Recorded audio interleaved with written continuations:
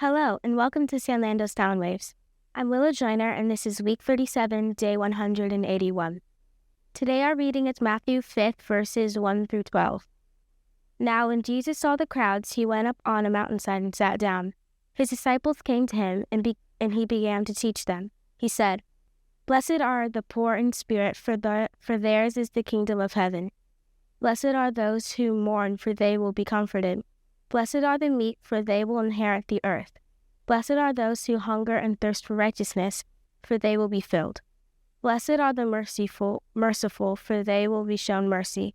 Blessed are the pure in heart, for they will see God.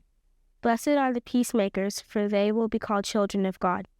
Blessed are those who are persecuted because of righteousness, for theirs is the kingdom of heaven. Blessed are you when people insult you, persecute you, and falsely say all kinds of evil against you because of me. Rejoice and be glad, because great is your reward in heaven, for in the same way they persecuted the prophets who were before you." Now let's consider our 7 arrows or 7 questions. What does this passage say? What did this passage mean to its original audience? What does this passage tell us about God? What does this passage tell us about people? What does this passage demand of me? How does this passage change the way I relate to people? What does this passage promote me to pray to God? Now let's look at a brief devotional about this passage on page 201 of our book, 7 Arrows. Matthew recorded an extended passage of Jesus' teaching, commonly known as the Sermon on the Mount.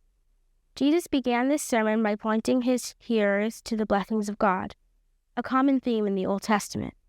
Starting with Abraham, God said his people would receive the blessing of God and would in turn serve as a blessing to others. Jesus provided a description of the type of the people who were blessed, including those who mourn, those who seek peace, and those who are persecuted. It is clear that the blessing of God does not necessarily mean wealth, power, or fame.